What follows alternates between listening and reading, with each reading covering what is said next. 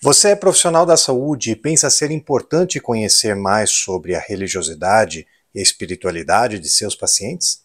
Nunca recebeu treinamento formal sobre o tema? Não sabe como abordar em consulta essa área importante do ser humano? Seja bem-vindo ao canal do Grupo de Saúde e Espiritualidade do Paraná.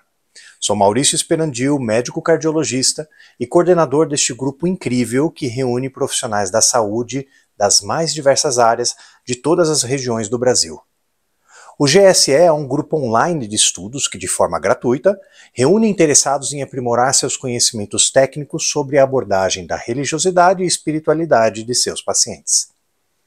Fique aqui conosco em mais este vídeo enriquecedor. Queremos lhe ajudar a entender um pouco mais sobre esse assunto. Dê uma força ao canal, curtindo o vídeo e compartilhando com seus amigos.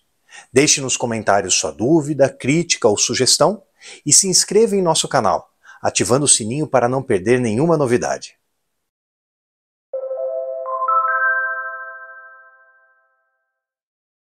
A todos vocês que aqui estão, dou minhas boas-vindas mais uma vez. Desde já agradeço pela presença de cada um. Para quem não me conhece, sou Maurício Esperandil, médico cardiologista e coordenador das nossas atividades de hoje. Nós temos muitos motivos hoje para nos alegrar por aqui. Pela primeira vez, reunimos em um mesmo encontro o Grupo de Saúde e Espiritualidade do Paraná e o Grupo de Estudos em Espiritualidade e Medicina Cardiovascular da Sociedade Paranaense de Cardiologia. É com certeza uma união que só tende a dar excelentes frutos. Mais que isso, para o GENCA, embora estejamos nos reunindo há alguns meses, trata-se da primeira reunião formal após a sua criação oficial em agosto passado, com nossa atividade sendo aprovada em assembleia para ser colocada em prática junto à SPC. E para o GSE, hoje é dia de aniversário. Comemoramos 1 ano de atividades do GSE.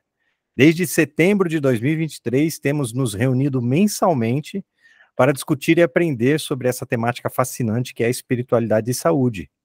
E estamos quase conquistando a marca de 500 integrantes no grupo de WhatsApp. E ao final do nosso encontro, trarei a vocês uma grande novidade, um verdadeiro sonho se tornando realidade em comemoração a esse dia cheio de coisas boas. Sou muito grato a cada um aqui presente por estar conosco nessa ocasião. Para você que nos acompanha pela primeira vez, e são muitos aqui, quero explicar que o Grupo de Saúde e Espiritualidade do Paraná congrega profissionais de todas as áreas da saúde, com o intuito de estudar e aprimorar a abordagem da religiosidade e da espiritualidade de nossos pacientes durante a prática clínica diária. Focamos nos aspectos científicos, técnicos, acadêmicos, bioéticos e humanos, da avaliação das crenças e práticas daqueles que nos buscam por auxílio. Como sempre, se você está aqui presencialmente, fique até o final do encontro para poder tirar suas dúvidas e bater um papo com a gente. A você que nos assiste agora ou posteriormente no YouTube, muito obrigado por sua audiência. Ela é fundamental para o nosso crescimento.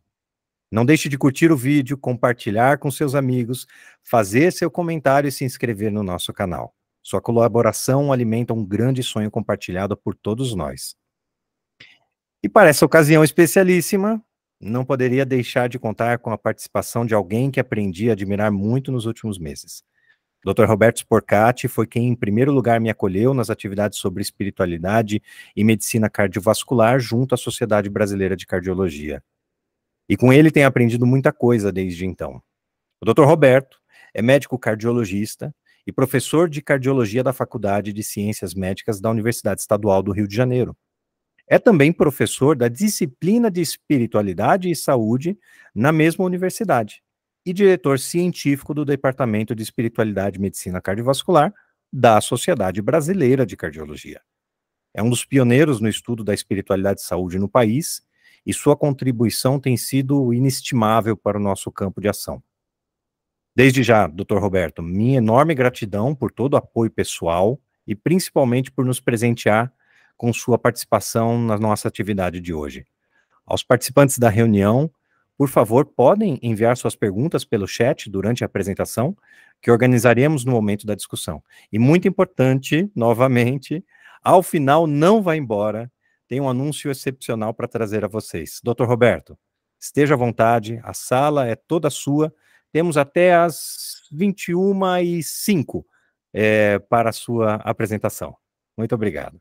Muito obrigado, Maurício, por essa generosidade enorme da sua apresentação, pelo privilégio de estar aqui hoje com você e tantos colegas, né? A gente fica assim pensando, você já mencionou tantas conquistas de um grupo de saúde e espiritualidade, né? De um grupo de estudo de espiritualidade e medicina cardiovascular. Então, são tantas conquistas e eu fico assim pensando, né? Nada é por acaso, mas é por acaso que eu estou aqui com tantas coisas positivas, não é, que você traz. Então, é um privilégio. Eu me sinto muito privilegiado, muito grato, não é, por estar aqui, muito feliz por ver esse trabalho crescendo. Me parece, né, que o trabalho que o seu grupo vem desenvolvendo no Paraná talvez seja dos maiores pela abrangência que vocês já conseguiram, quando nós vemos as outras regionais, né, da Sociedade de Cardiologia, o alcance da Sociedade Brasileira de Cardiologia, que teve um pioneirismo, e eu tive um desses privilégios de estar desde o início, desde lá 2011, mas a mobilização que os nossos amigos estão fazendo no Paraná sob a sua liderança é algo assim maravilhoso, né? Tive o privilégio de estar contigo agora, recente, em Brasília, né, conhecendo um pouco mais do seu trabalho, através não só das participações, mas de toda a descrição que você fez dessas iniciativas todas, né? Vejo essa oportunidade de hoje também uma outra peculiaridade, que é algo que nós vimos nos batendo desde o início dessa jornada, e em alguns momentos comentarei alguns detalhes que eu acho que solidificam o caminho já estabelecido, mas ainda a ser trilhado. E uma das peculiaridades a que eu me refiro é a abrangência, que apenas por ato falho, que às vezes a gente diz que são conceitos, são reflexões, produções, não é? Orientações para os médicos. Não, não é? É para todos os profissionais de saúde. Então, é muito bom ter um grupo mais abrangente. Eu tive algumas experiências já em apresentação, não apenas para médico, e nossos colegas médicos do Paraná não fiquem chateados, mas as outras categorias se mostravam muito mais sensíveis a essa temática do que muitos médicos. Então, que bom estarmos, né, em torno, né, de uma temática que é muito importante para nós, mas ainda mais importante para o paciente. E é um pouco disso que eu gostaria, então, de discutir com vocês. De antemão, eu já vou pedir desculpas, porque a gente já entendeu alguma dificuldade aqui de visualização do material. Maurício, confirma se está entrando pelo menos parcialmente a nossa imagem. Sim, estamos na tela do PowerPoint aqui, Dr. Roberto. Ok. Então, o Dr. Maurício pediu que falássemos sobre espiritualidade e medicina cardiovascular. Eu coloquei um subtítulo do que eu vejo assim como os desafios, né, na prática clínica. Eu não tenho nenhum conflito de interesse, mas um interesse muito grande, e aqui personalizo no Departamento de Espiritualidade e Medicina Cardiovascular, como nós hoje chamamos de DENCA, o que era o GENCA. Essa construção ela se iniciou em 2011, quando eu tive a oportunidade, junto do professor Álvaro Avezum, estávamos na reunião de organização do Congresso Brasileiro de Cardiologia. Quando foi proposto esse tema, ele foi aceito. A primeira reunião foi em 2012, então são 13 anos já dessas reuniões na SBC, e foi uma reunião memorável em Recife, quando recebemos, né, entre outras pessoas, Harold Koenig, que é uma referência mundial em espiritualidade e saúde, seu centro de pesquisa de religiosidade na Duke University é dos mais produtivos, e a produção literária dele, de pesquisas, assim, é enorme. E de lá para cá, então, né, foi criado o grupo de estudo, a estrutura, né, para os colegas que não são cardiologistas, da Sociedade Brasileira de Cardiologia, a estrutura de grupo de estudos e, posteriormente, de um departamento, não é, que foi assim um dos crescimentos mais emblemáticos que a gente teve na Sociedade Brasileira de Cardiologia, exatamente pela afinidade que todos os profissionais têm. Apesar de alguma resistência no início, e isso justifica um pouco do que eu vou apresentar em relação a essa abordagem, mas muito devido a uma conceituação ou uma expectativa não adequada que os colegas tinham, né? Quais são os desafios? Seja da conceituação, até que ponto nós estamos falando de ciência e temos documentação científica para isso, se isso tem relevância, como fazemos uma abordagem de espiritualidade junto a cada um de nossos pacientes, de seus familiares, e por que não dizer da própria equipe de saúde e dos provedores de saúde, e quando há alguma forma de desalinhamento, né, alguma percepção de que o paciente, né, tem um sofrimento que nós chamamos de sofrimento espiritual, uma angústia não resolvida, como identificar isso, né, e como abordar.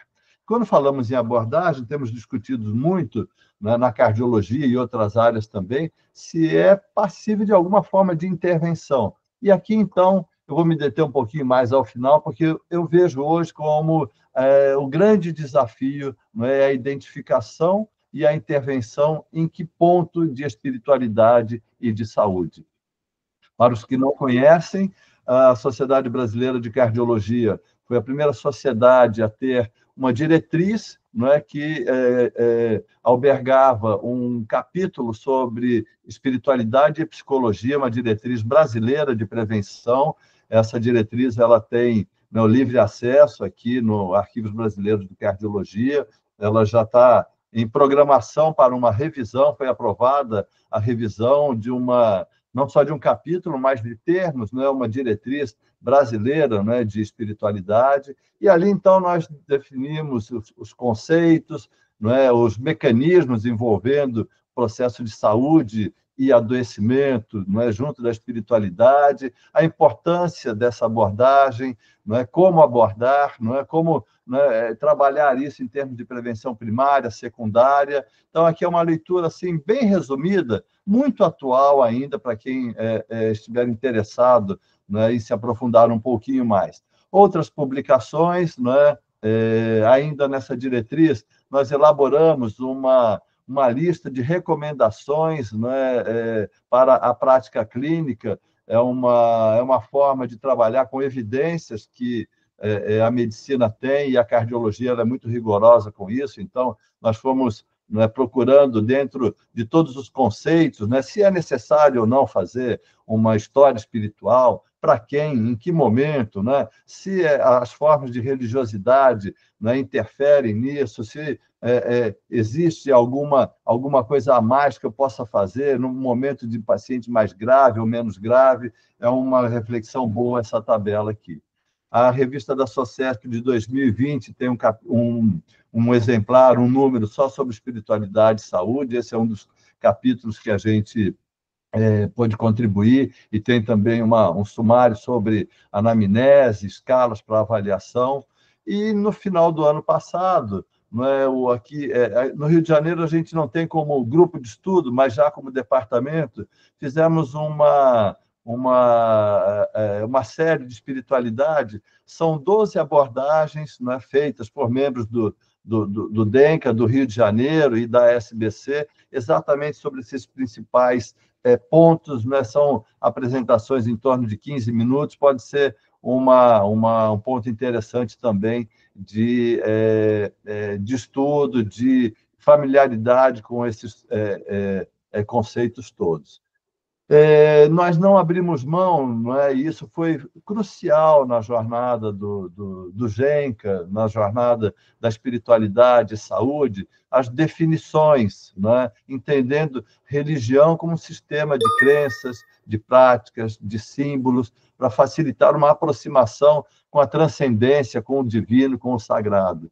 Religiosidade, enquanto o indivíduo segue daquela sua doutrina eleita no que diz respeito exatamente a esses dogmas, a essas crenças, com uma prática organizada, indo a um culto, indo a uma igreja, a um templo, ou não, com a sua própria iniciativa.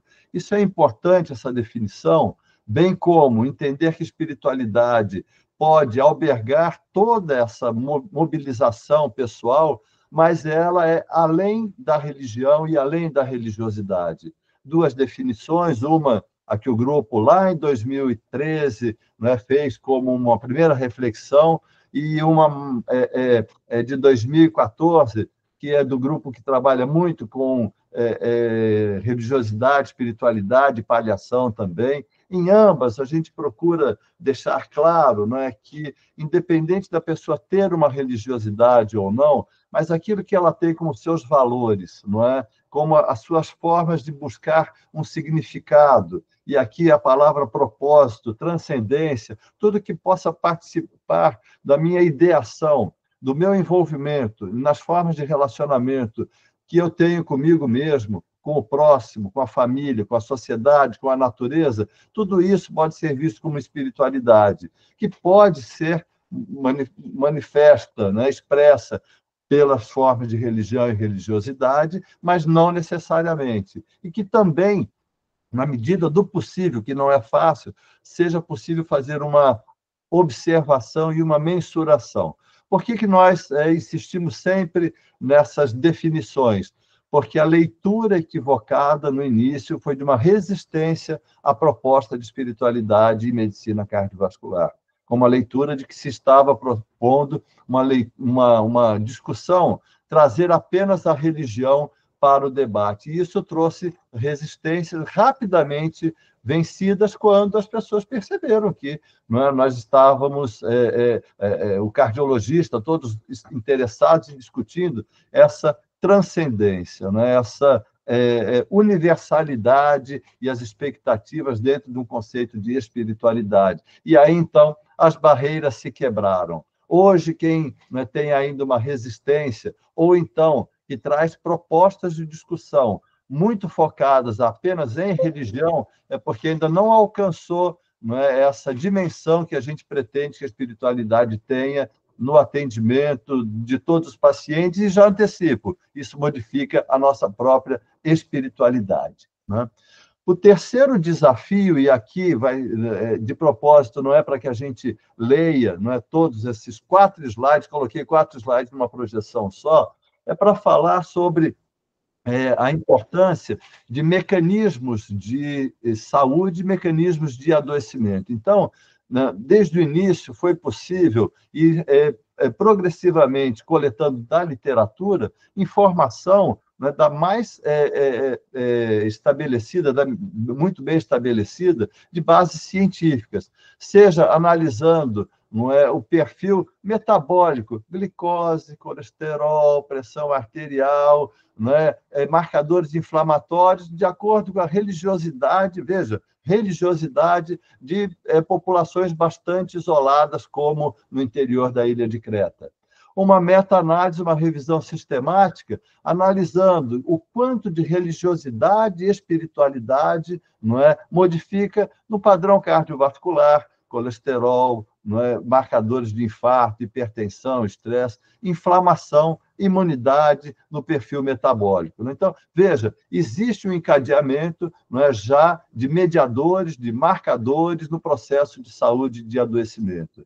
O terceiro slide aqui abaixo é para correlacionar com o que a gente sabe de longevidade e adoecimento, analisando o tamanho do telômero do leucócito, quanto maior a longevidade, e em pacientes no estudo de saúde, várias correções mostrando assim, Quanto maior a religiosidade do indivíduo, maior o telômero.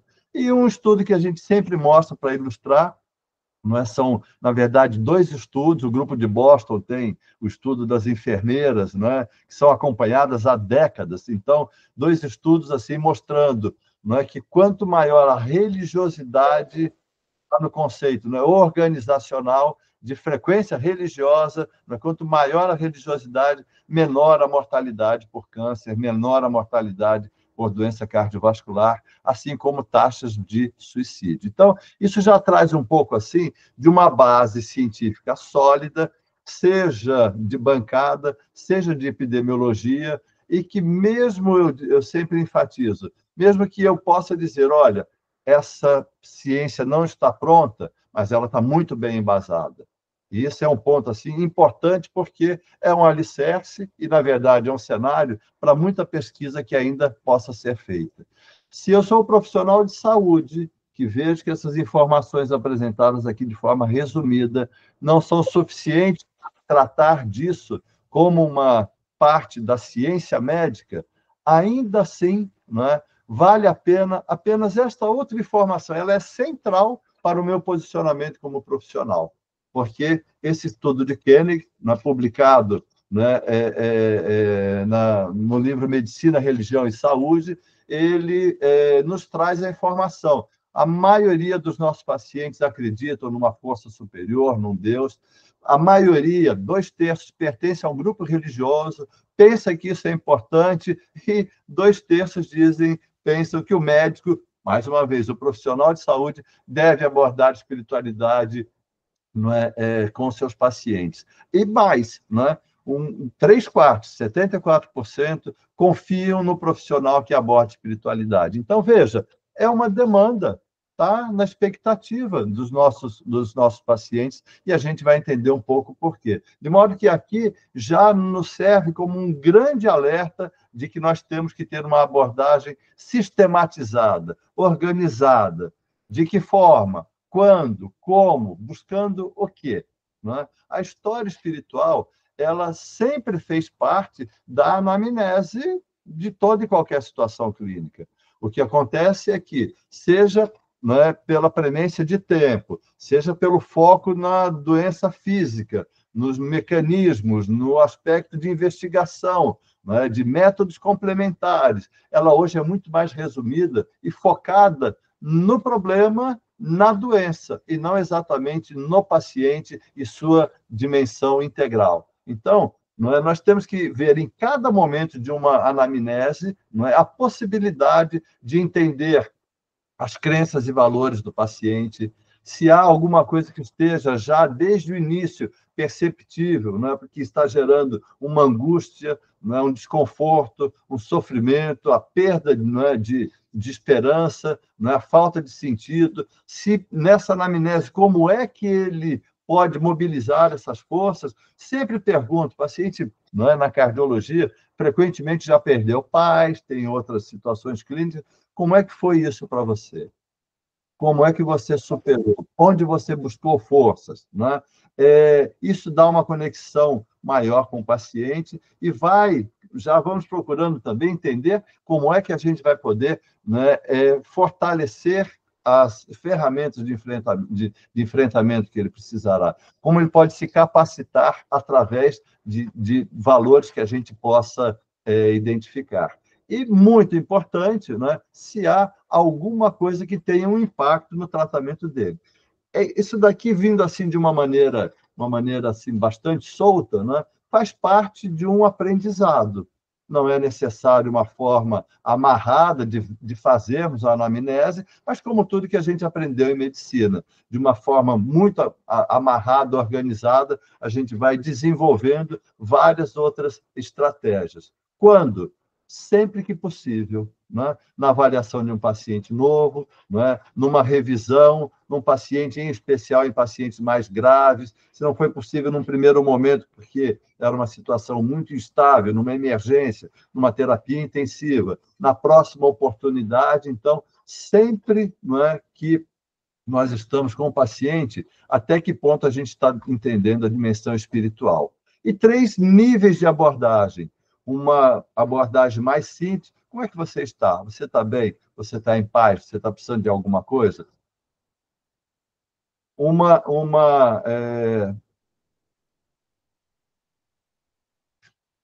Está aparecendo para vocês ainda?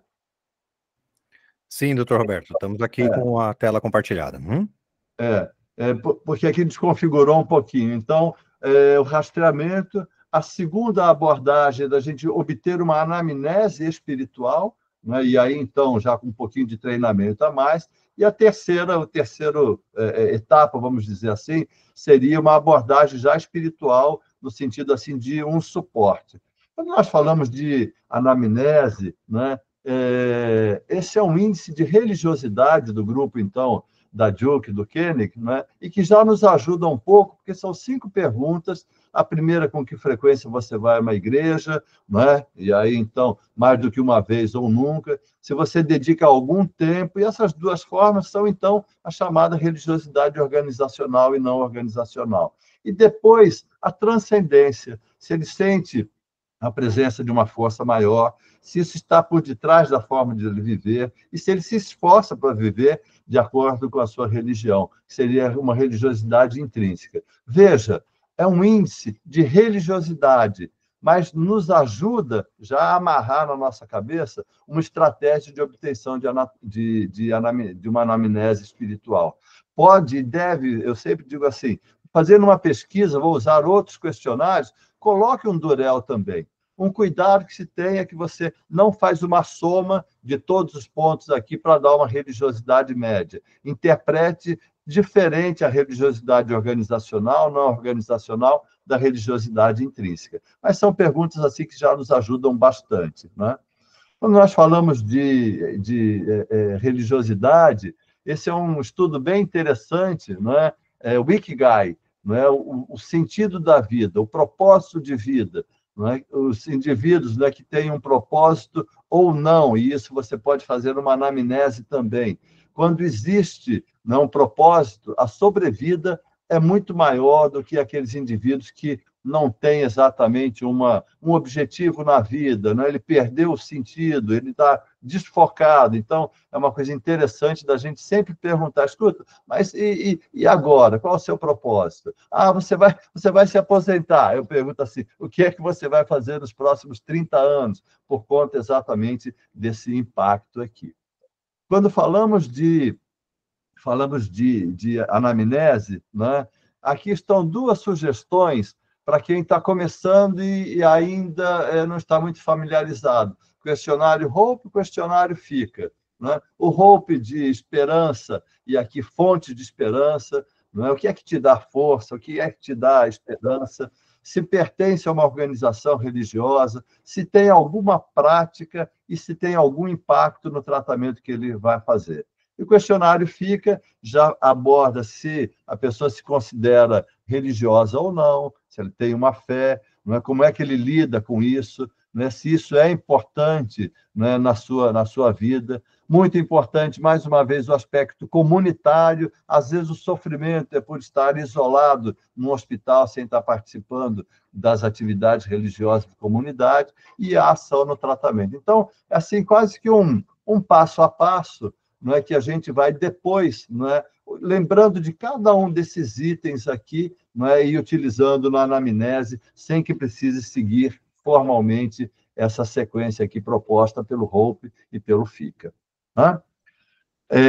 Na diretriz, colocamos assim, classe 1, devemos fazer sempre o rastreamento, né? A anamnese, não é, também classe 1, em especial de pacientes com doenças crônicas de prognóstico reservado.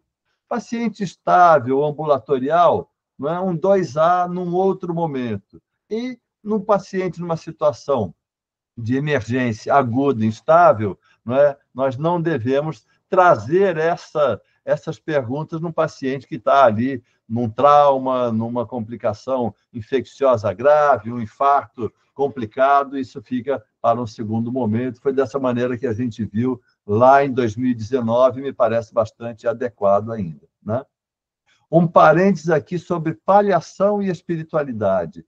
Pensar sempre nesses 2 conceitos conjugados. e conjugá-los junto dessa modificação que a gente tem hoje de visão. Não existe mais um tratamento curativo e depois um cuidado paliativo. Se eu tenho uma situação clínica, né, em que eu não tenho uma cura completa, ou mesmo que isso até possa acontecer, entender, né, que na medida em que aparece a doença, né, em que a possibilidade de cronificação e de agravamento é maior, o cuidado paliativo vai se instalando progressivamente. Não é só quando não tem mais nada para a gente fazer. A mesma coisa a gente deve ver, não é, com a espiritualidade. Então, é no início do processo de adoecimento e, na verdade, se pudermos usar como prevenção primária, será muito útil. E muito importante, não é, nos cuidados terminais, não é, próximo do óbito, e no luto da família também, lembrar sempre, né, que a paliação transcende o óbito, assim como a espiritualidade. Né?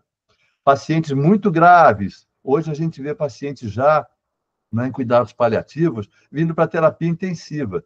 1 dia, 2 dias para identificar exatamente o que está acontecendo, né, se tem diretriz, não é antecipada, não é, se tem solicitação de não ressuscitação, quem toma as decisões, 1, 2 dias, e no 3º dia esses pacientes, não é, e essa família já precisa do apoio social, do apoio espiritual, e aqui a ênfase que eu dou é assim, é no 3º dia, não na 3ª semana, no 3º mês, na 3ª sepse, ou na hora de começar a diálise 1 mês depois. Se a gente se antecipa com isso, a condução fica muito mais fácil. Esse é um gráfico aqui que os senhores provavelmente já viram várias vezes, não é? É de Lucchesi. Lucchesi é um grande cirurgião cardiovascular de Porto Alegre, tem um trabalho também, não é, junto a Santa Casa no Rio, em Porto Alegre, e também o trabalho, assim, muita publicação em religiosidade e saúde, e aqui ele e Koenig publicaram, então, na primeira parte aqui do nosso gráfico, o quanto de religiosidade e espiritualidade vão interferir no que eles chamaram de virtudes humanas, e, naturalmente, esse processo de saúde e de adoecimento tem por detrás disso a genética, personalidade, escolhas de vida, comportamento, mas essas virtudes ou valores humanos, como perdão, honestidade, autodisciplina, altruísmo, generosidade, gratidão, esses valores eles seriam magnificados, interferindo direto, né, nas emoções negativas ou positivas. Então, depressão, ansiedade, propósito, significado, otimismo, nas conexões sociais, e aqui uma coisa importante, e na sequência, então, desses mediadores todos. Então, aqui fica um pouco central, nessa visão de Koenig, nessa visão de Lucchesi, o papel dessas virtudes humanas, que nós podemos chamar de virtudes ou valores seculares. Eles independem da religião. E desse entendimento aqui, nós fizemos essa reflexão aqui. São valores seculares, porque representam a evolução da humanidade, mas talvez a gente tenha valores muito mais antigos, como o orgulho, o egoísmo, a raiva, a hostilidade, e o balanço dessas duas colunas interfere diretamente em todo o padrão inflamatório, imunológico, neuromoral, sistema nervoso e o equilíbrio de saúde ou doença. E a pergunta é o quanto das estratégias de espiritualidade podem, não é, interferir nesse binômio aqui, valores positivos e valores negativos.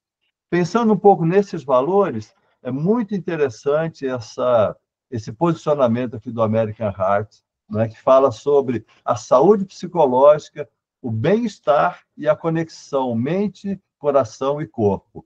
À esquerda, os fatores psicológicos negativos, à direita, os positivos. Dos negativos, vejam que depressão, ansiedade, né, estresse pós-traumático, pessimismo, destaco aqui raiva, hostilidade, né, aumentam de maneira significativa a incidência de AVC, de hipertensão, doença, mortalidade cardiovascular, não é? Então, esses valores aqui, eles estão prejudicando o indivíduo, enquanto que o otimismo, o senso de propósito, felicidade, o mindfulness, não é? O bem-estar, eles fazem uma proteção. Então, identificar isso daqui, não é, no comportamento, nos valores de cada um dos pacientes, de cada um de nós, é uma forma de estarmos atentos. a prevenção primária e a prevenção secundária, né?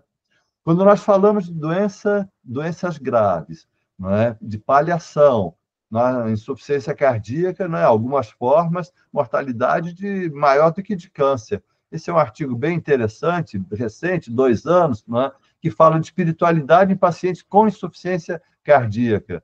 E vejam que interessante, não é? Aqui a gente tem, talvez não esteja aparecendo para vocês, a espiritualidade e a insuficiência cardíaca, que deva ser abordada, né, em todos os cenários clínicos, né, melhorando qualidade de vida, melhorando sobrevida, e o que está aparecendo aqui na parte inferior do slide, né, são valores a serem trabalhados, né, crenças e valores, significado e conexões, transcendência, não é, o perdão, o enfrentamento e as práticas religiosas. Então, veja, né, que a gente está começando a ter, né, assim, as publicações de alto impacto, trazendo a nossa atenção para esses valores, né?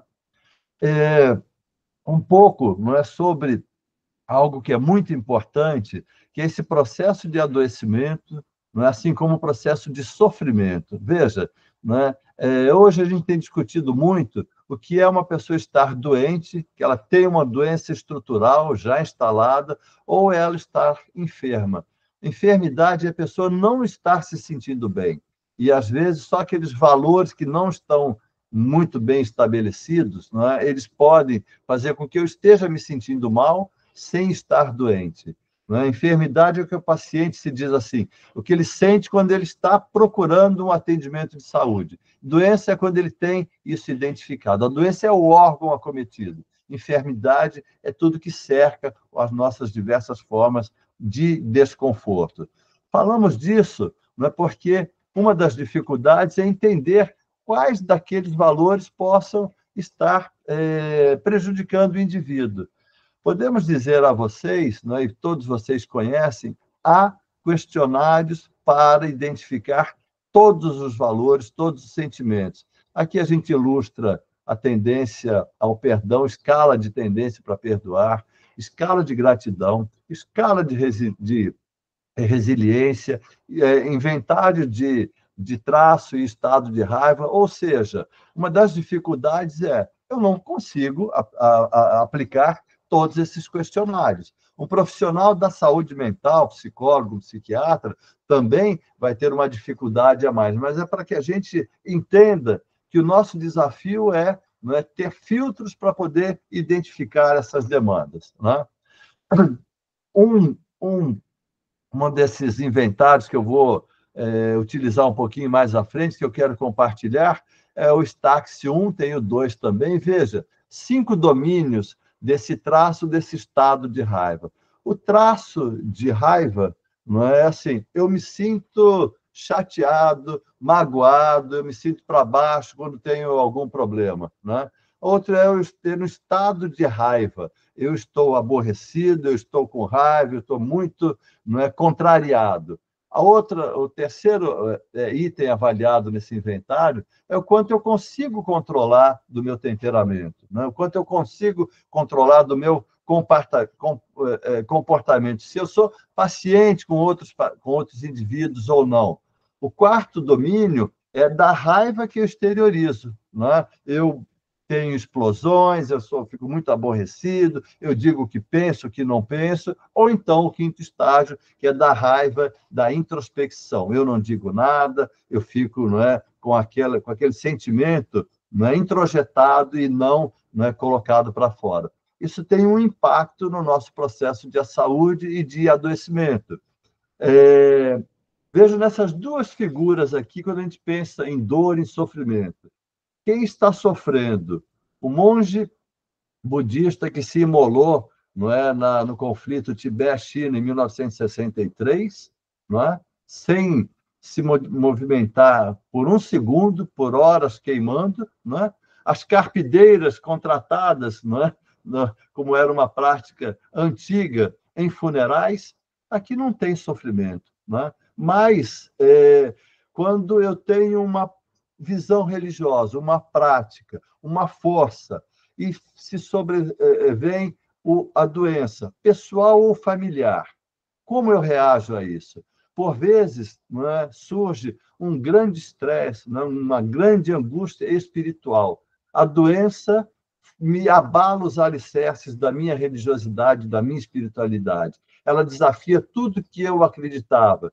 Eu não merecia isso, como é que isso pode acontecer? Não é? Que justiça é essa? Não é? Por que isso está acontecendo? Qual a culpa que eu fiz isso? Por que eu estou sendo abandonado? Então, veja, isso, por vezes, desestabiliza no momento de maior fragilidade, no momento que eu precisava de forças de enfrentamento, que é o chamado coping positivo, ele vem como um coping negativo. Isso me afasta, né, das forças que poderiam ser mais úteis. Então, esse é um detalhe importante que a gente tem que buscar, não é, de como a pessoa está lidando com as adversidades, né?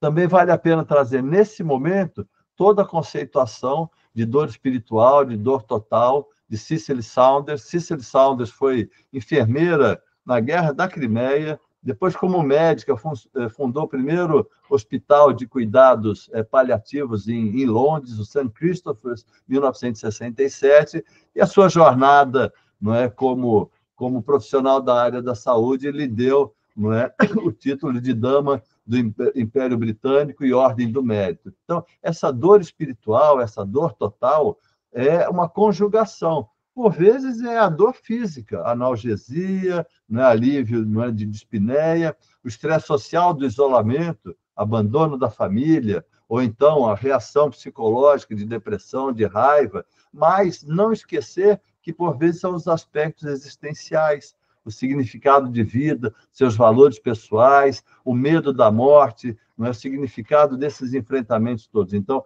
a dor total é algo que a gente tem que estar sempre atento. Identifico isso tudo. E agora? O que eu faço? E essa anamnese, esse acompanhamento, um detalhe importante, nós não fazemos ainda isso. Tem que estar registrado em prontuário. Olha, identificamos esses problemas, né? Passo seguinte, o que foi feito para a resolução desses problemas? Me desculpe os que não forem cardiologistas, dor torácica. Aí fez a enzima cardíaca, foi positiva. Se fosse positiva, o que eu faria? A mesma coisa que eu estou identificando aqui. Então, Koenig, né, enfatiza muito essa sistematização, tem que estar identificado na instituição hospitalar, no serviço, no departamento, no setor, quem é que está fazendo essa anamnese e como a equipe participa disso tudo de uma maneira bem organizada. Veja quanto trabalho que nós temos ainda, né, para fazer. E é exatamente isso que a gente está procurando trabalhar aqui. Me ocorreu uma outra lembrança, né? Protocolos de acreditação hospitalar hoje tem um capítulo só sobre espiritualidade, se a instituição garante, se tem o local, se tem abordagem. Então, o nosso desafio é entender onde está o sofrimento e as intervenções. Aqui é para ilustrar uma situação que a gente vivenciou, né, em que o animal de estimação foi levado para um colega médico, né, em profunda depressão, e a família, né, entendeu que isso teria de grande utilidade e realmente ele passou a se alimentar melhor, foi deshospitalizado. Ou então, né, o último desejo de uma paciente, né, que era ver o mar, uma operação de terapia intensiva ambulatorial, né, mobilizar para fazer esse último desejo, né? E todas as demandas que podem aparecer. Quem é o responsável pelo suporte espiritual? Né? Várias categorias e todos nós. Né? Isso é benéfico para os pacientes, isso é benéfico para a estrutura do hospital. Né? O americano tem muita capelania organizada, né, de uma forma bem holística, com seus cursos de 4 anos de formação, com provas regulares. Nós temos muito no Brasil a capelania, por vezes confessionais, então é necessário integrar isso. O líder religioso deve ser uma parte integrante, mas frequentemente ele não está familiarizado com o ambiente hospitalar ou com as doenças. A equipe que entende das doenças frequentemente não tem o treinamento de espiritualidade. Então, veja, há fragilidades, mas há força de oportunidades em todos esses lados, né? E se não houver nada estruturado, o profissional de saúde mais próximo, não é que deve estar ainda mais atento, não é, para ver as demandas, não é, ver o que seja necessário, não pode questionar, não pode, não é, se omitir, pelo contrário, tem que ser uma escuta sempre muito compassiva, muito acolhedora, evitando os conflitos de toda maneira possível. Então, aqui fica assim esse chamamento para que a gente tenha o melhor treinamento possível.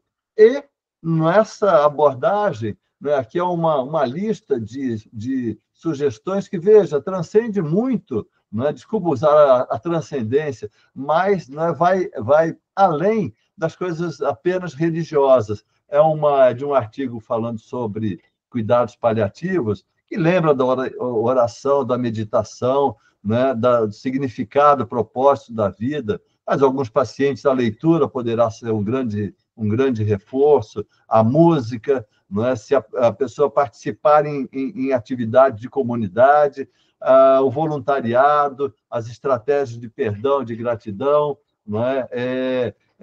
Buscar, não é, que cada um dos pacientes, não é, encontrem e apreciem a sacralidade da vida. Então, entender assim quais são os valores que o paciente possa ter como mobilização.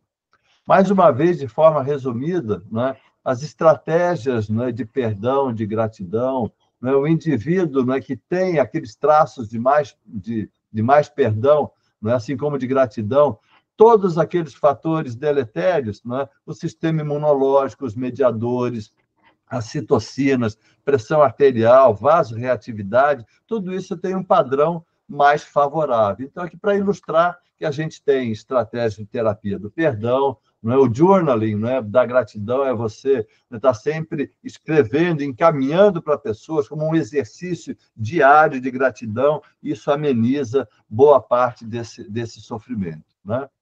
Já me aproximando um pouquinho mais do final aqui, para não cansar muito vocês, né? Quero voltar um pouco em algo que tem me chamado bastante atenção, ainda mais com assim, o conflito que a gente vive hoje, né?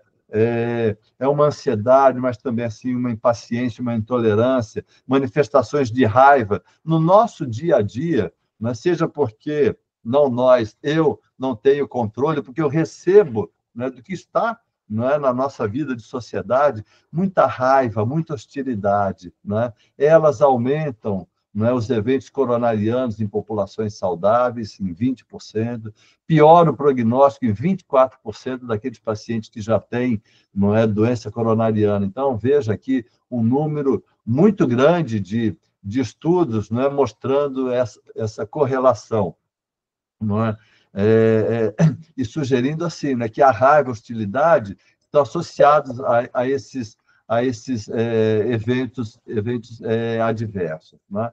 Uma outra coisa assim bastante interessante é que a raiva a gente vê como essa sequência de fatores negativos, a raiva com mais agressividade, levando à doença e à morte. Mas a raiva, não está aparecendo aqui para vocês, ela pode ser também um potencializador de dados positivos, desde que ela seja adequadamente canalizada. Uma palavra de atenção, não é a síndrome do Hulk, é aquela raiva extremada. É um transtorno intermitente, não é?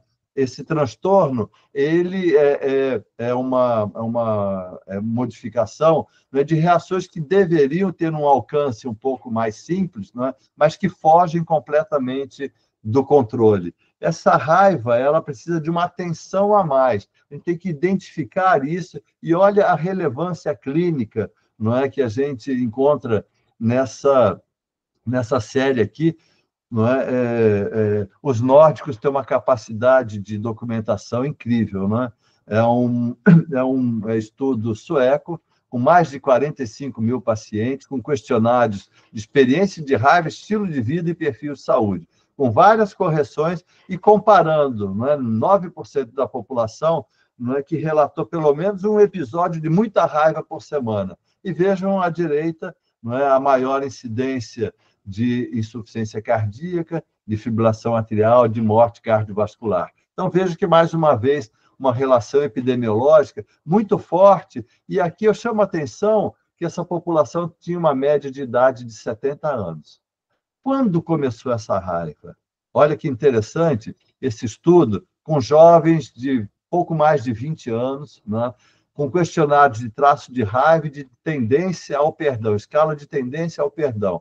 E alguns testes aqui, né, avaliando frequência cardíaca, pressão arterial, com medidas domiciliares, e chegando assim a um entendimento, né, que quando existe raiva, aquele tônus vasovagal ele é pior. Uma pressão arterial maior, uma menor variabilidade da pressão arterial, do baroreflexo, e o oposto de tendência ao perdão. Então, veja, é possível identificar mecanismos aos 20 anos de idade que vão ter um impacto aos 70 anos de idade. Então, a pergunta, na verdade, é: o que acontece dos 20 aos 70 anos? A mim, certamente, eu tenho um interesse maior em entender por que aos 20 anos a gente já tem tanta raiva assim. Quando começa efetivamente o processo de saúde, preservação e de piora, adoecimento, né, dentro dessa miríade aqui de valores que passam muito, né, pelos valores éticos, morais, filosóficos, religiosos, existenciais, né? Muito rapidamente, né, nós não vamos poder nos deter pelo tempo, mas as dimensões da raiva, né, estou sendo tratado injustamente, é o afeto, né, eu tenho hostilidades, atitudes cínicas, ou então o meu comportamento, aquilo que a gente já comentou, expressar raiva, segurar a raiva, controlar a raiva, né, técnicas para isso. Veja, parte disso talvez eu consiga orientar o paciente, mas talvez eu precise, né, de intervenções de relaxamento, simulações de estresse, né, reestruturação, o que aconteceu de errado, buscar o erro nessa ou naquela situação, desenvolvimento de habilidades sociais, um equilíbrio melhor no meu comportamento, vamos dizer assim, positivo, construtivo, daqueles destrutivos, uma habilidade de gerenciar conflitos, né? Algumas técnicas aqui, naquele correndo.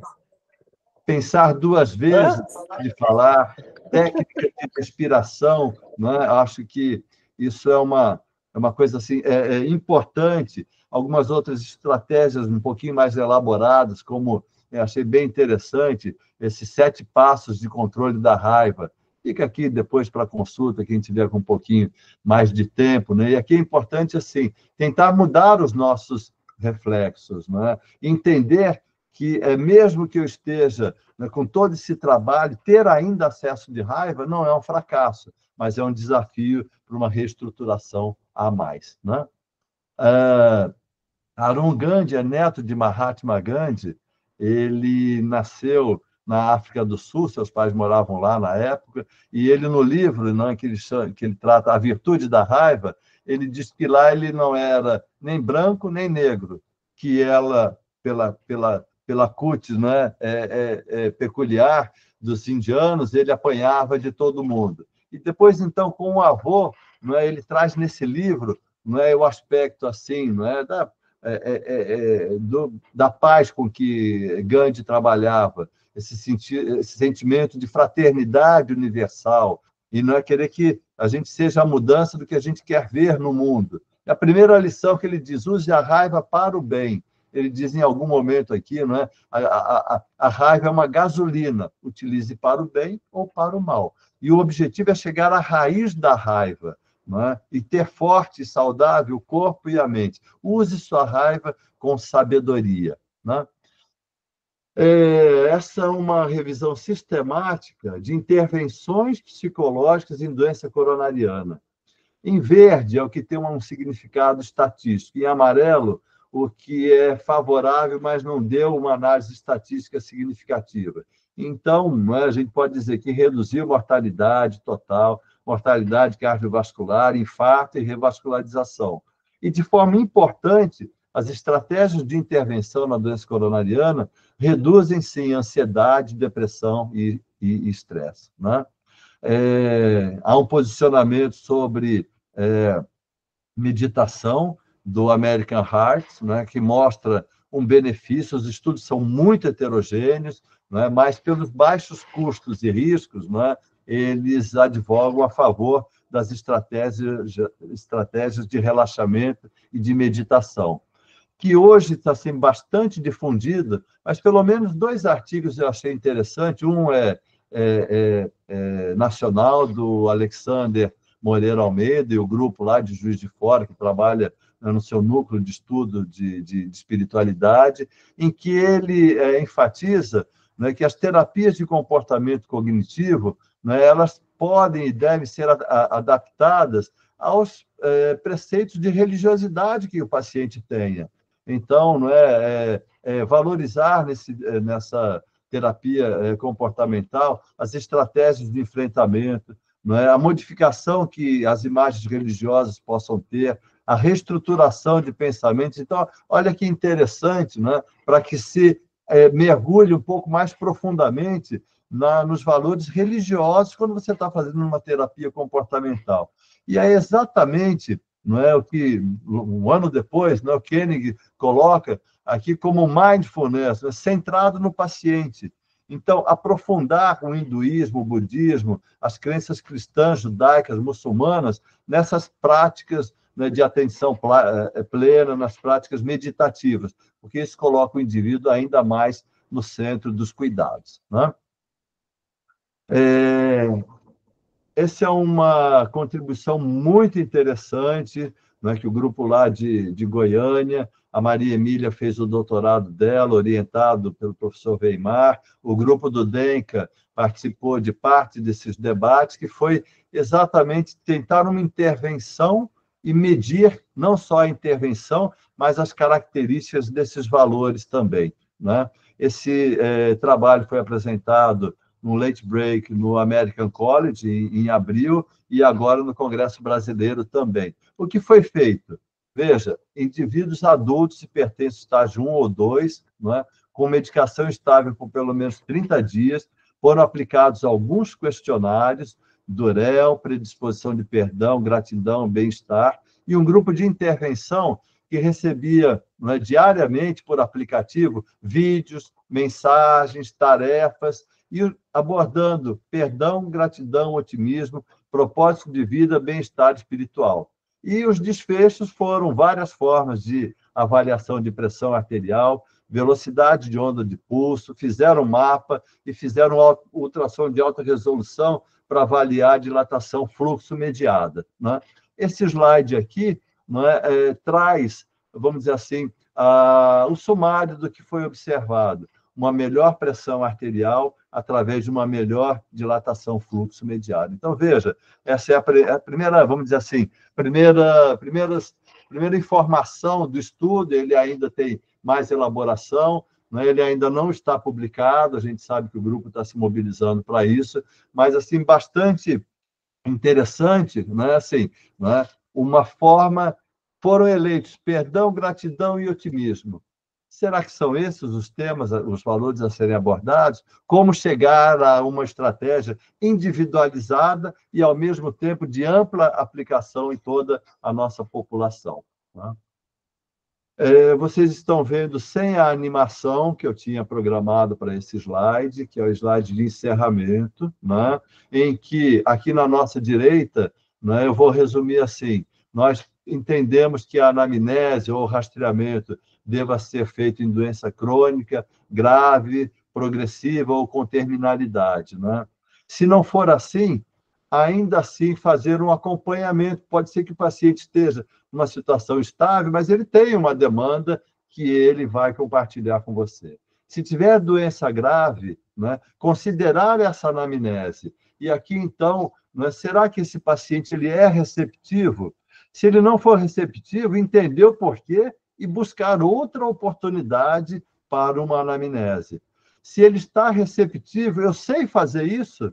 Se eu não estou capacitado, que bom, tivemos uma reunião hoje e várias outras para que a gente faça essa capacitação.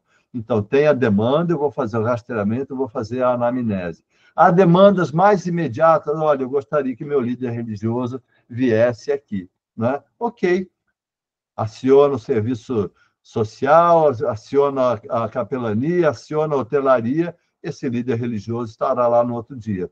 Não tem nenhuma demanda, mas eu estou aqui no nosso canto esquerdo, abaixo. Eu estou percebendo dor total, sofrimento espiritual. Opa, né? É hora de eu garantir intervenções integradas de espiritualidade, religiosidade, com reavaliações periódicas. Que intervenções, né? As que sejam necessárias, né, do ponto de vista religioso, aquelas, não é, que não são religiosas, mas são da transcendência do propósito de vida, do ressignificado da vida. Uma atenção muito grande, Koenig fala muito isso, a sobreposição, não é, de espiritualidade nas situações de saúde e de adoecimento mental. Então, estar atento a demandas, não é, de um suporte estruturado da psicologia e da psiquiatria. E também, não é, conforme procuramos demonstrar aqui algumas dessas intervenções, considerar as intervenções em valores e espiritualidade, em valores e sentimentos dentro da ótica de espiritualidade.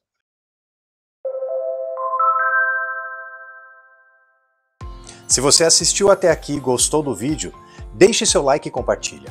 Isso nos ajuda a alcançar cada vez mais pessoas. Se você é médico, enfermeiro, psicólogo, fisioterapeuta ou de outra profissão da saúde, desconhece como abordar a religiosidade e a espiritualidade de seus pacientes e tem interesse em estudar o tema espiritualidade aplicada à saúde e prática clínica, acesse o link na descrição para solicitar o acesso a nosso grupo. Muito obrigado pela sua participação.